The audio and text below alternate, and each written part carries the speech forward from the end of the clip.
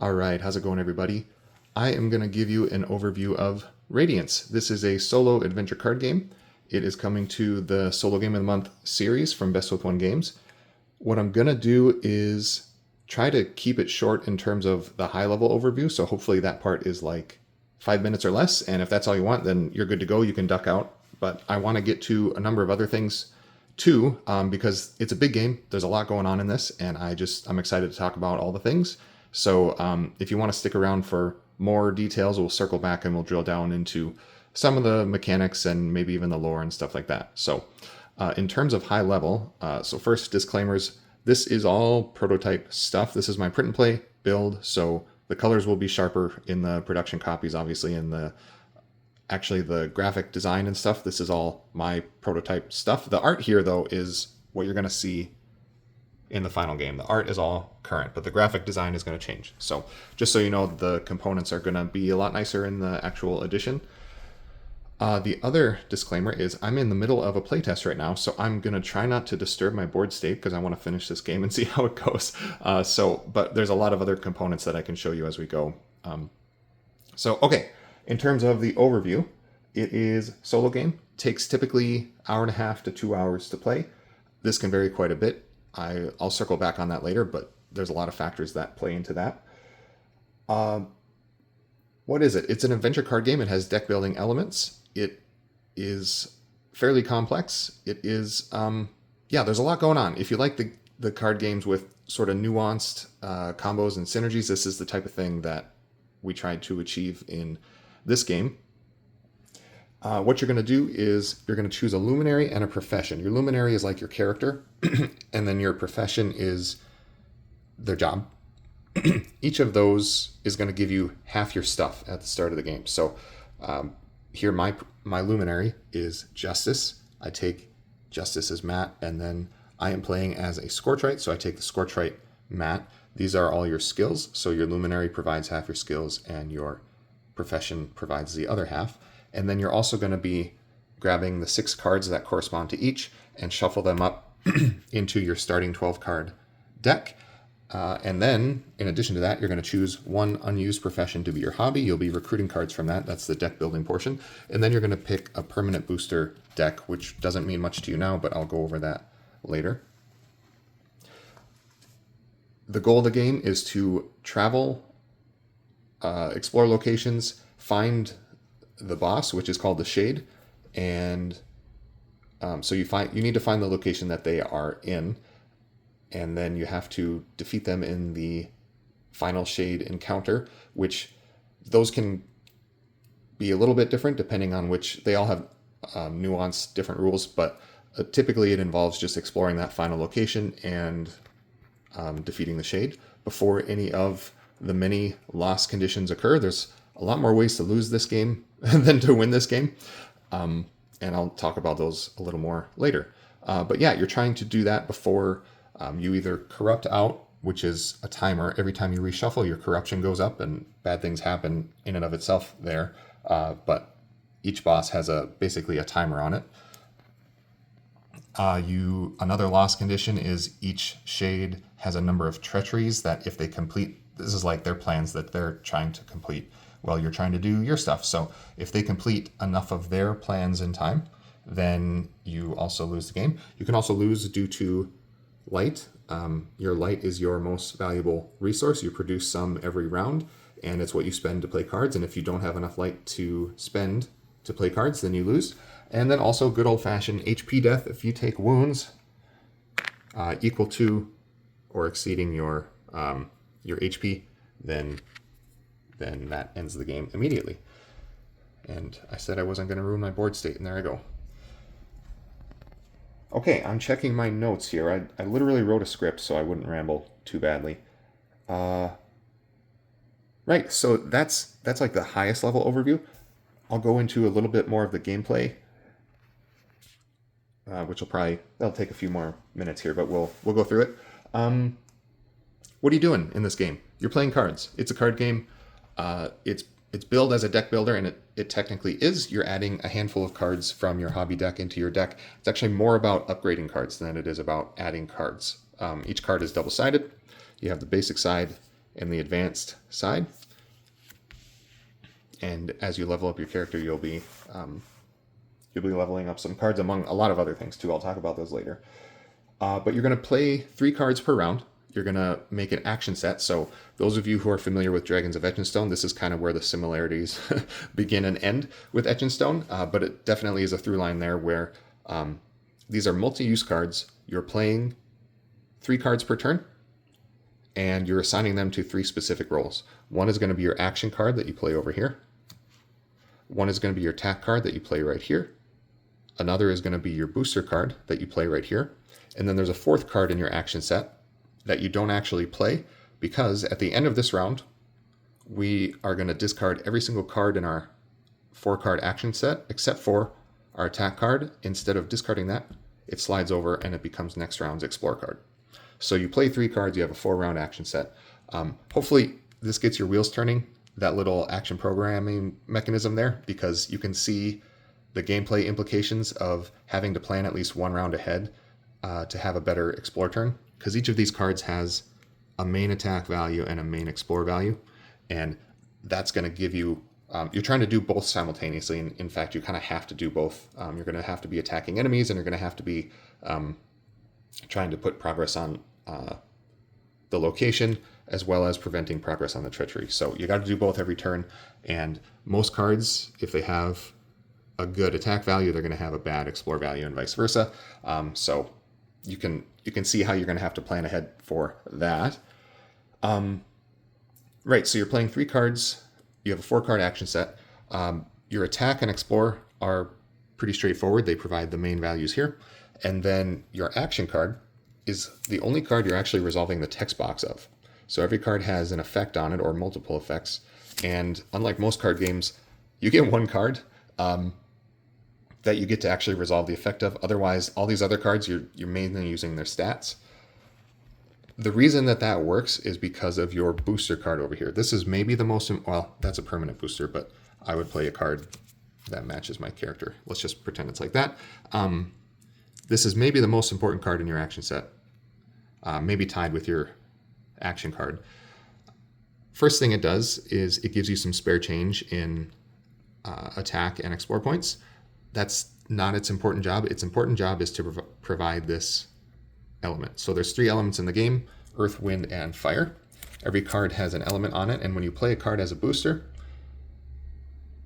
that element is the active element for the round. And you can see all these skills. I have a grid of 12 skills out here. Each of these skills has been dealt a skill token, these little guys. And the skill tokens are distributed evenly, but they're dealt out randomly. So every game is going to look different in terms of your skill layout and which skills are going to be able to activate together. And so only the skills that are unlocked and active you get to resolve this round, but you get to resolve them for free. So in this case, let's say that this was our booster. The fire element is active. That means Firestorm here, I could resolve. From the Ashes, I could resolve Blazing Torch and Slash and Burn. All the other ones, there's ways to get around that. You can actually exhaust the token for a one-time use, but then it's inactive for the rest of the game. But typically the skills are designed to synergize with each other and create combos, especially when you're talking in between a luminary and a profession. There's 4 luminaries and 4 professions. We worked really hard at making it so that there's interesting interactions between each of those luminaries and professions. So Justice as a Scorchlight has some pretty interesting, it's a fairly aggro build. And you kind of have to, in my opinion, part of the fun of the game is playing with the different builds and figuring out, okay, what's the trick to piloting this luminary and profession combination. Lots of synergies between the skills there. But not only that, the action cards, because I limit you to playing just 1 action card and resolving the effects of just the 1 card every round, these are pretty powerful effects, and they tend to really combo off of your skills. So you're going to be doing exciting things just between your skills and your 1 action card. Okay, I spent a little longer on that than I wanted, but that's the core of the game. You're going to be playing those cards. Enemies are going to be coming off of these decks here. They're going to be populating based on your threat, which is going to be increasing over the game. So more enemies are going to be coming out and tougher enemies. You start with the Dusk enemies. Later on, you're going to dip into the Doom enemies as your threat gets higher and higher. Then you're going to use your Explore points to cover the quest area darkness. So here's a few enemies from the discard pile. And you might be familiar with this if you've played some of the big cooperative LCGs. Enemies have a darkness value, and this is like defense against your own Explore points. And if you don't block this, you get to choose how many of your Explore points that you are applying to covering this darkness. That's like that's interfering with their plans. Because anything that gets through, they get to put as progress on the Treachery. Once they hit the progress value on the Treachery, then it fires, and there's a nasty ongoing effect for the rest of the game, and then you flip a new Treachery. But then, progress that you do allocate to the location go over here, and you'll be trying to hit the location's Explore value. Plus, you have a track over here called the Resistance track that's going to be increasing location Explore values and making them harder as the game goes on. Once you explore these, once you fully explore the location, you get to travel. There's a deck here of 36 location cards, and what's interesting about how the travel system works in this game is you're not just like flipping the next one and going to it. You could. What I wanted to achieve was I wanted to have my cake and eat it too when it comes to, I like games that have a geographic map so I can see myself going somewhere. Lord of the Rings LCG was a big influence on this game. And one thing that sometimes it's good and sometimes it's bad, because travel, progression from location to location or advancing the quest is pretty abstracted. You don't get to see yourself making geographic progress. But that can also get a little stale if you have just a static map, and it can be weird thematically if you're allowing the locations to be shuffled up, because I wanted them to exist in like space and time in this universe. And so what we did is each location has coordinates on it. You can see this is a 3-3 location. That means from the first location, far home is where you start. That's your 1-1 location. And locations get all the way up to 6 locations. So this means that this is 3 positions east and 3 positions south. And what you'll be doing is, so if you were to take this deck of location cards, flip every card over, you could lay them out in a 6x6 grid because of based on their coordinates. But when you set this up, you're actually going to be shuffling this deck, and so you don't know what order these locations are going to come out in. I've already spent probably too much time on this, but travel is a big component of the game. There's whole characters that are devoted to trying to be better at travel and help you with that. And travel is how the game cashes in on some difficulty ramping, like it's how your threat and your resistance can go up. The further you travel at once, the more the game punishes you for that. And so there's a little bit of how aggressive, the tempo is like the name of the game here. And there's also harder and easier locations. And so if you start to learn this deck, you can start to understand or you could just cheat and lay it all out in a 6x6 grid when you get the game and look at the geography and topography of the game, because there's certainly like geographic features. There's like a mountain range in the middle, and there's a desert area, and so you can kind of sort of start to predict what to expect if you're going this way or that way. But the idea here is each of these locations exists in space and time in this world, and the shuffled deck and the randomness there, the input randomness there, is going to force you to take different paths each time. So I tried to have my cake and eat it too there. The game shouldn't get stale because of the shuffling of this deck, and you're going to end up taking different paths. But but at the same time, it feels a little more real and lived in because these locations aren't just randomly moving around. Okay, I spent a long time on that and I didn't intend to, so I guess we're already into the rambling portion of the video. Let me look here. I'm checking my script. Right, I had a note here on replayability. And so I guess let's get into that a little bit. I already mentioned there's different luminaries and professions. So you've got you've got 4 luminaries, you've got 4 professions. Any one of those can be combined with the other.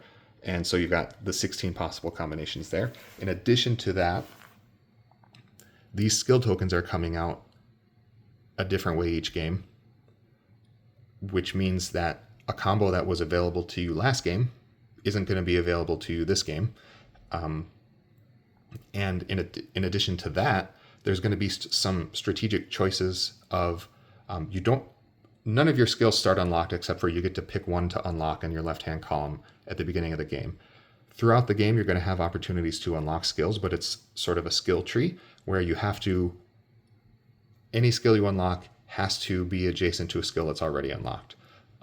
So you might be experimenting with different skill unlock patterns from game to game as well, even independent of how the skill tokens come out. Right, in addition to the variability there, you're going to pick a different hobby deck and you'll be recruiting a few cards from that hobby deck and you can see how those like to interact with you. There's obviously a lot of input randomness coming out from the enemy decks.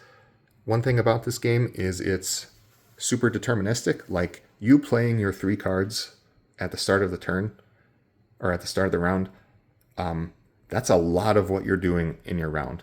And the enemies actually populate off of the deck before you play your cards. And so it's almost everything is out on the table for you. And it's up to you to puzzle it out. And then you run the round. Now there's a lot going on in the middle of the round though, because you can do some, you can call some audibles with exhausting skills, or a lot of skills and actions let you discard cards, or there's something called a search action and you can add paths to your travel or to your location. So there's a lot you're doing during the round, but a lot of what you do comes down to which 3 cards you're playing at the beginning of the round. Right, I was talking about replayability. So we've got 4 different shades to choose from. Why don't we meet them? There's greed.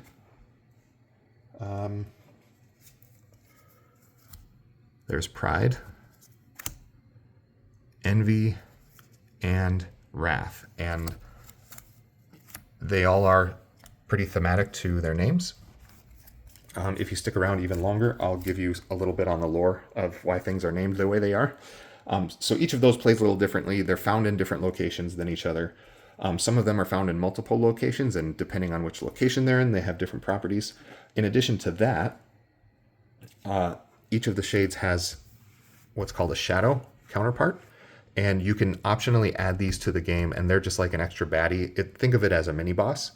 So you could be playing against greed, and then wrath happens to be in the area as a shadow. And so they actually hang out up in the above the quest area here, and they're messing with you while they're up there. And it's your job to try to figure out a way to bring them down and have them engage you so that you can get rid of them and get rid of their nasty effects that they're doing to you. So that adds some complexity and it adds some challenge, difficulty. And I'm making a mental note here. I want to tell you about our custom difficulty rating system. That gets a little convoluted, but if you like this, if you've liked what you've seen so far, you're going to like that. I'm really proud of the way that turned out. You have so many levers to pull in terms of your difficulty. So I want to talk through that. Okay. In addition to that, you can optionally bring 1 or more companions. So every character, every luminary, and every profession, so there's 8 of these, has a companion counterpart. And these are like allies that you bring on your game. They all have interesting abilities. They all have upgrade conditions, and so at some point they'll flip and they'll get to their more powerful side. So there's a lot of fun to be had there. Some really powerful combos you can set up there in the synergies between companions and the luminaries and professions. On top of that, let's talk modules real quick. So these are actually fan-made, but they were good enough that we're going to include them in the game. So one of the fan-made modules is side quests. There's a whole deck of side quests. This is only the 5 that I was dealt for my quest board at the beginning of the game. You can optionally spend explore points to grab a side quest from the market or from the quest board, and then if you complete it, you get the extra ability or effect. And so yeah, these are just, they're basically neutral when it comes to making the game harder or easier, unless there's a way you can play with, you have to complete like 3 mandatory side quests, and then that does add difficulty to the game. So there's a lot of cool stuff on those. In addition to that, I'm looking for the deck. There are what's called location barons. These are the wackiest thing in the game. So this was everything in the game is so tight. Like, we play tested this like crazy. The numbers just work out, and it's really ironed out. The location barons are the response for someone who's like, I just want some crazy thing. Like, how far can we push the system? And so they're doing ridiculous things. And what you'll do is you'll shuffle, I believe, 8 location barons into the location deck. So you're going to be seeing them randomly. When you see one of those, it attaches to the location itself, and it's going to tell you to do something to set up. It's like special encounters. What it does is it brings a Baron into play, and a Baron is like a souped up enemy with special rules. And the way that works is when you're at a location that has a Baron, that's a special enemy that's not going to leave that location. And so if you travel away without having defeated the Baron, you don't get the extra prize. And there's some really good rewards that you get from the location Baron encounters. This adds, in my opinion, quite a bit of difficulty if you actually try to go for these Barons, because they're really challenging. But the rewards are equally as bonkers and broken. So these are, recommend this after you've played the game a number of times and you're like, I want something to spice it up. Yeah, the other module, and again, this is fan-made, is there's a 2-player mode. You're going to need, we haven't quite decided how this is going to be included. Like, there's a chance you might need 2 copies of the game to be able to play 2-player mode. So just pay attention to like whatever the final is. I think there's some TBD on that. Like, in the bigger box, we might include the 2-player components. In the smaller box, you might just need 2 copies of things. But yeah, you can play 2-player. It's really hard. A lot of enemies come out, and it gets pretty challenging. So, but man, the cooperation and the ways that you can ping effects off of each other is so good. But just, yeah, there's going to be a lot of analysis paralysis in that action set phase when you're playing your cards, and you got to be communicating a lot. But yeah, it's really fun. Okay, that was, believe it or not, intended to be the quick overview.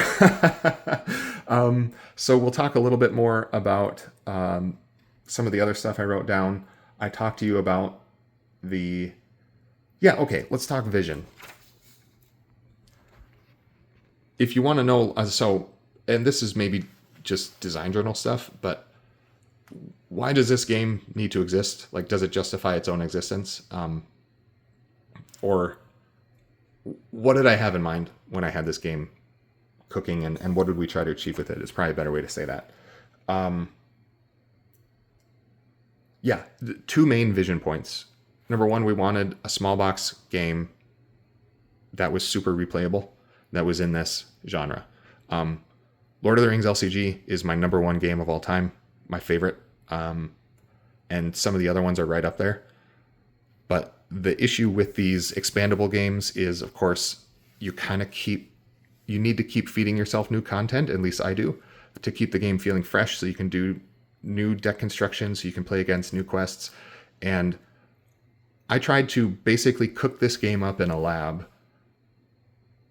From the ground up, I wanted it to be designed for replayability, and hopefully we've done that. I mean, you'll have to be the judge if you get the chance to play it, but there's so many discoverable combos and synergies in this game. There's so many nuances to how to navigate these systems. And the design space is so big that we were able to put just some crazy effects into the game. Again, I talked about the nature of you only get to play one card per round. That allows us to do some really weird stuff. And so there's just a lot of strategies to be found. And then every Luminary and Profession plays completely differently. The skills are going to come out differently. The locations are going to come out differently. And then on top of all that, we've got the modules like the side quests and the location barons. So this is going to fit into the box. I don't know how tight it'll be, but yeah, it's going to fit in a relatively small box. And so that was kind of the vision from the outset. The other piece was I just wanted to see what I could do in this space. Games like Lord of the Rings, Earthborn Rangers, Marvel Champions, that type of card game is my favorite type of thing in the hobby, has been since I got into the hobby years ago. A game called Mistfall, if you haven't played that game and you like this type of thing, definitely check that one out. That was a big influence on this game. And so I've been wanting to design in this space for a while, I've been doing micro games for quite a while.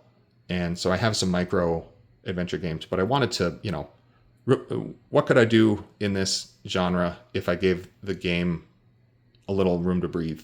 And so this is kind of the answer to that question, I guess. Okay, I wrote down here interconnected systems. I suppose that's an okay thing to talk about if you're interested. The game, it's probably going to take you a while to wrap your head around the implications of what you're doing, because every system in this game is connected to another system. I forget which designer they talk about that's like this. It might be Feld, or Chudok is a good one. Carl Chudok is a good example of this, where it's like, well, how do you start teaching Matai or Glory to Rome? Well, it's hard to know. There's no jumping on point, because it's just a carousel. And there's no like beginning, middle, and end. It's every system affects another system. And so it's a hard game to teach in that way. But I think this one's a little easier to learn than like a Matai or Glory to Rome, because it's fairly phase heavy. And so you can just start going through the motions. But to get better at the game and understand the strategies, you kind of you're just gonna have to play it a few times, and you're gonna have to touch the stove a few times and be like, oh yep, I'm not doing that again. Because there's certain things that you won't know are bad strategies until you just run into them, probably. So examples, I guess. Paths and obstacles, perfect example of this. You can take what's called a search action. So locations are also beacons. Beacons is that little sun icon. Beacons are, I'll get to theme later. Beacons, you can travel to these later. It's a way to save locations so that you can travel to them later. So this is like a location on my person. But they also empower search actions. So you flip this card once per location. You can flip that and you gain paths equal to the number of beacons that you have saved. So in my case, that was 1. So I added 1 path. When I travel away from this location after I explore it, I get to reduce my distance of that travel by 1. So thematically, you've got a path at this location, and it makes travel easier. And obstacles do what you might imagine. They add distance to your travel. So I've got 4 obstacles in one path here. That's a net 3. That's a net plus 3 distance. And distance is bad, because when you travel, you start wherever your corruption is. So the later in the game it is, the worse this gets. And you have to bump this cube a number of spaces equal to your distance. And you can see these numbers get worse and worse and worse as you go. So big travels are bad news. So you kind of want paths. But the problem with paths is for every 2 paths at the location when you travel away, you add 1 threat token at the destination. So these threat tokens, they add to your base threat. And I hope this isn't annoying, because I'm just trying to illustrate how all the systems are connected. So here's your threat track. You see I'm at 5 base threat here. But when I have threat tokens in play, like this one, Now I'm at 6 total threat. And when you reveal enemies, you reveal enemies until you've satisfied your total threat. So I would have to reveal enemies until I've revealed at least 6 darkness worth of enemies. So, long story short, paths are good, they reduce your distance, but paths are bad because they drop threat tokens on the destination location, which is going to cause the enemies to kind of know where you are. Your threat is greater, your location a little more known to them, and so they're going to start swarming you at the destination location a little faster. And so then you're going to have to probably try to travel away from the location sooner, because one thing I didn't mention is at the end of every round, you have to add a threat token to the location no matter what. So every round you stay at a location, that's bad news. You kind of have to keep moving in this game as you're able. You can't just camp and turtle and farm at a location until you feel ready to leave, because you're just going to get overrun with enemies if you stay there too long.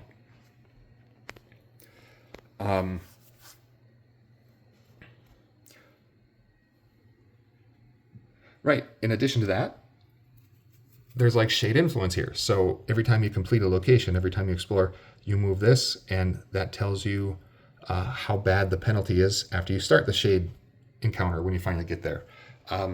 So exploring locations is a good thing. You want to explore a lot of locations, but the more locations you explore, the more opportunities the game has to cash in on this threat mechanism. And so your threat's going to go up. So every system has like 2 or 3 systems connected to it.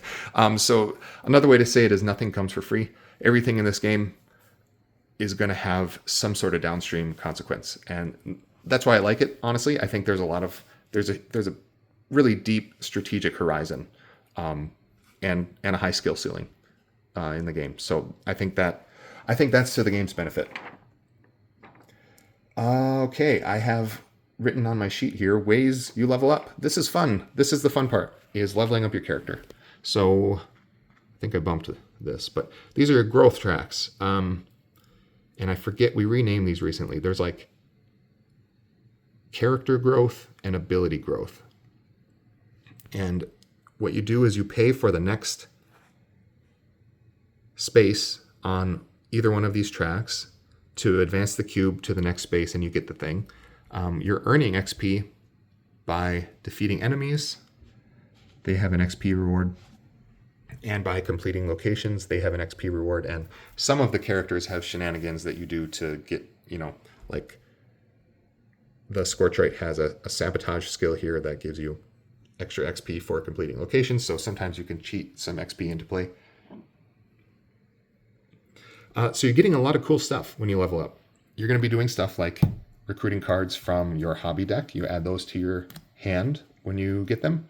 You're going to be upgrading cards. One thing I want to say about upgrading cards too, it's not necessarily that it's just a better version of the card, although that's sometimes true. But sometimes the opposite version of the card is pretty asymmetric from what the basic side of the card was. And so in this way, you can play the same character a number of times, but choose different cards to upgrade and kind of create different builds. I tried to make it so that each individual luminary and each individual profession has at least 2 different sort of builds you can try for in and of itself. And then when you combine that with the other character, then it gets a little more in depth. What else are you doing to level up? You're unlocking skills. We already talked about that. You're kind of unlocking from left to right in adjacency rules. So you're going to get more powerful as the game goes on. Typically, these rightmost skills on your profession mat, like it's going to take you longer to get there. Like this is your ultimate skill, I call it, and it's usually pretty powerful. And it would feel overpowered if the game wasn't so hard. But yeah, you feel like you're doing really cool stuff when you finally get there. What else are you doing? You're unlocking permanent boosters, where you get to fix this card here, and if you play the same element of booster as it, you get its booster values, so that's good. You'll be increasing your hand size, you'll be increasing your rest value. You can pay XP for healing, that's called resting. You're going to increase your light production. Now, I haven't talked about light production. This is one of the most important mechanics in the game. This is your light track. Every round, you're going to be playing cards And every card you play, you have to pay its light cost. So this one's 3.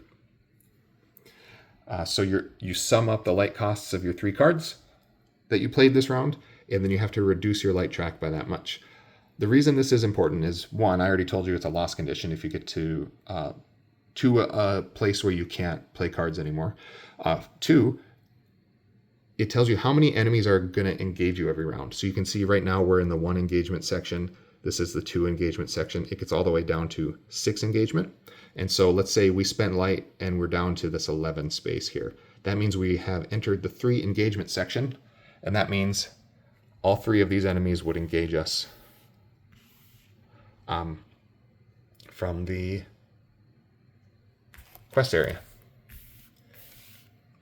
And so the more powerful cards you play, the more enemies are going to engage you, unless you're increasing your light production to make up for it. Also, if you get down into these areas here, new enemies are going to spawn in addition to what's already out there. And so the game really punishes you for getting too low on light. So that's always a consideration. By the way, that's way more fun than it sounds. When I first made prototypes of this game, I thought the fun was going to be elsewhere. But what I found the most fun was looking at my cards and setting myself a light budget. And I'd say, well, okay, I can spend 4. So what in my hand could get me what I need done if I spend 4? Oh, shucks, I have to spend 5. Well, what can I do then? So this to me is my favorite part of the game is deciding how much light I can afford to spend. And it leads to some really go for broke moments where you're like, okay, I don't care if I populate a bunch of new enemies or if they all engage me or whatever. I'm just going to play all my best cards.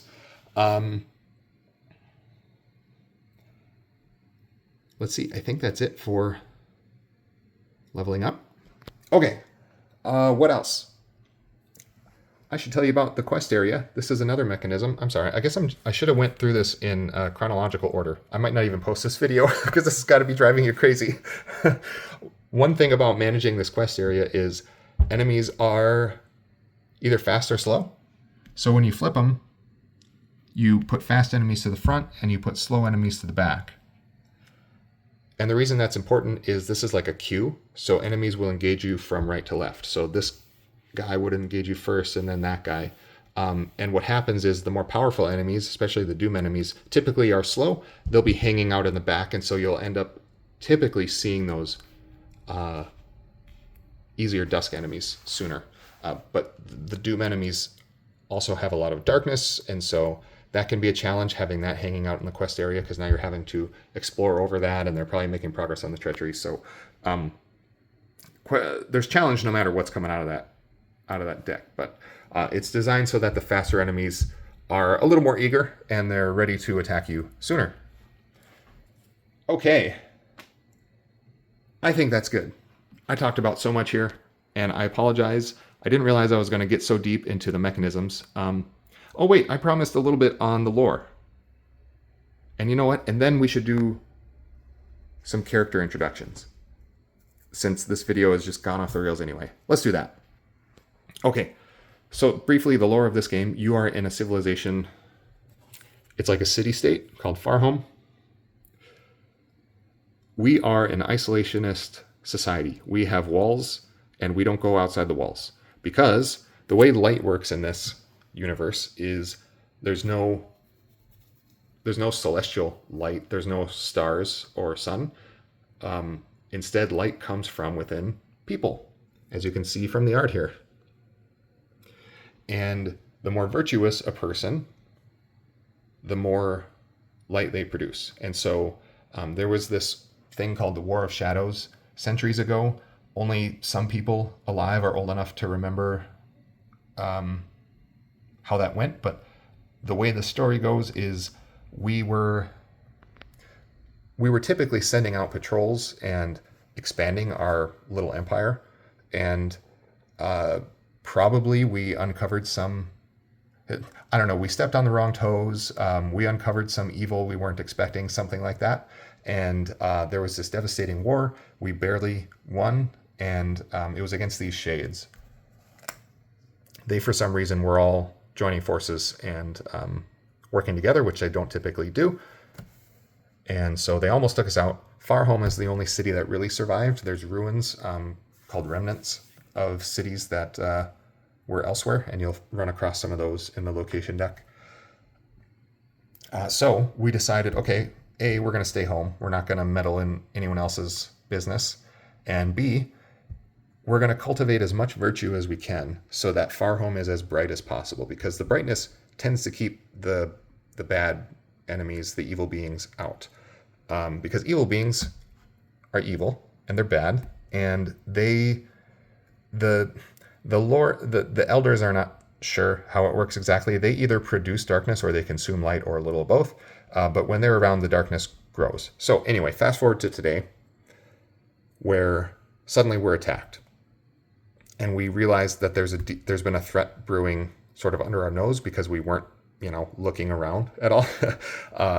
Or sending patrols anymore to see what was going on in the outside world. And so we realized something needs to be done. There's a growing darkness in the southeast, which once you're through the location deck, you'll kind of understand how that works, because we start in the northwest corner of the map and we work our way southeast. The problem is we haven't done the adventuring thing in centuries, and so barely anyone remembers how. And so the elders raise up a new generation of what's called Luminaries. We used to have these. These are like warriors of light.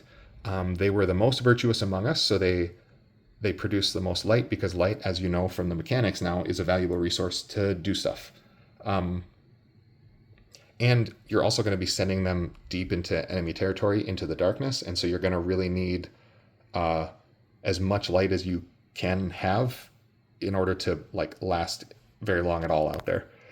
So what we've done is we've chosen citizens who, A, have a job that gives them some practical skills, like a Scorchite knows how to set stuff on fire, that would be useful for adventuring, and B, are the most virtuous, they're the brightest among us. And that's what you represent. You're one of these new generation of luminaries. They're sending you out to go defeat this shade. When someone becomes a luminary, they're renamed for the virtue that they exemplify the most, and so that's where the luminary names come from. And the brighter you are, the more beacons you can carry, which are these saved locations that do a few different things for you. Justice is actually the dimmest of our luminaries. He's sort of our aggro berserker type. And yeah, so the shades are working on their plans. The treacheries represent their plans, and so you're trying to stop that. And let me think. I think that kind of sums up the background lore. And so let's show you some of the rest of the characters. And I'll give you just a high level on each of them, because I think this is really fun. We try to give them each their own identity and playstyles, and not necessarily, generic fantasy tropes, although there's some of that going on. So I already mentioned Justice is pretty aggro. He has these tricks where he plays on traits. So cards have these traits in italics here, including enemies have traits as well. So he's playing with traits. He's granting his own cards traits. If he has a trait match with enemies, then he can deal extra damage and stuff. And his other sort of gimmick is he can deal himself damage to get extra benefits, and so you'll learn how that works. The Scorchite, one of the more interesting characters in my perspective. He attaches fire cards. All his cards have the fire trait, and then after the enemies have had a chance to attack, then he can resolve his burnout skill and deal direct damage to enemies based on that.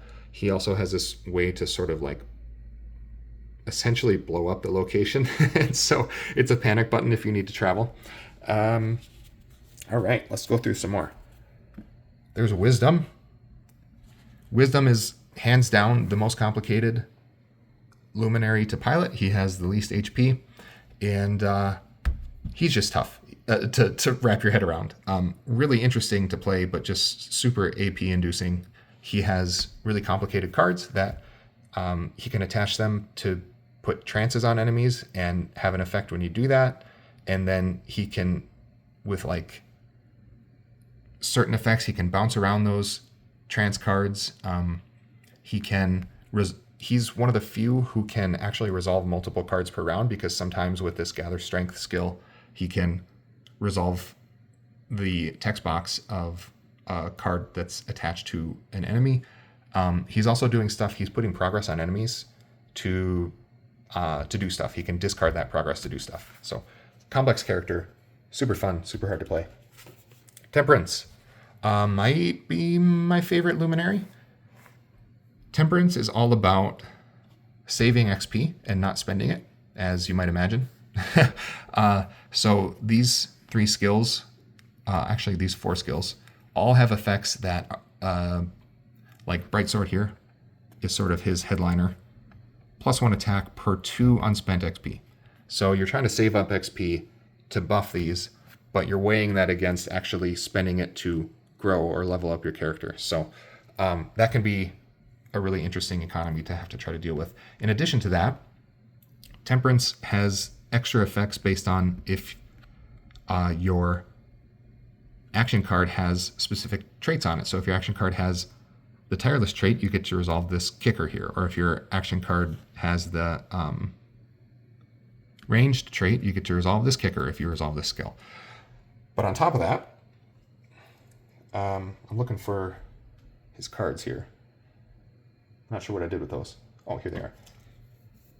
On top of that, he has these mandatory effects on his cards that gives you negative things if other traits are in your action set as well.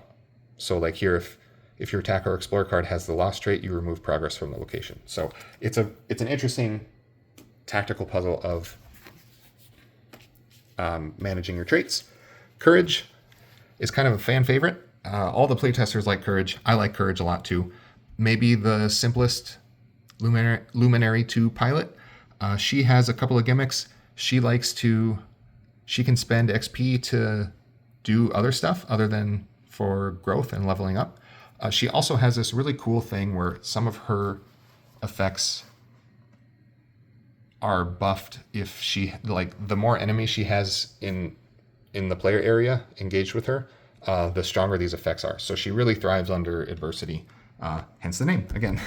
And then she also is the best at beacon management. She has effects that she can like spend beacons for alternate uses. She has the highest beacon capacity at 5, so she can. She's a little more reliable at travel at finding the location that you want. Okay, the other professions. The hunter, I think, is my favorite profession. His gimmicks are tracking and traps. So if you put progress on an enemy equal to or exceeding their darkness value, they're considered tracked. And once they're tracked, then the hunter has a whole bunch of effects that can do stuff to those tracked enemies. Like you can push and pull them, which means getting them to and from the quest area. But in addition to that, tracked enemies, you can use this baiting game skill to attach trap cards, so cards with the trap trait. And then if you do that, those trap cards all have an effect that is in play as long as the card is attached, which is cool in and of itself. But in addition to that, you can do this immobilize skill, which kind of neutralizes those enemies. But again, those are super powerful, but you're going to have to be activating those strategically based on which element you're using every round. But man, I love that character. It's really a control-y type character and takes a little bit to set up, but once you do, it's really fun. Mender is easily our most complex character. She saw the most iteration. We had some playtesters who were just so passionate about this profession. And I tell you what, it's an absolute brain burn to play this character. So like a Wisdom Mender game, just buckle up for a long game because you're going to be thinking a lot. Mender is our healer, so she can remove wounds from your Luminary.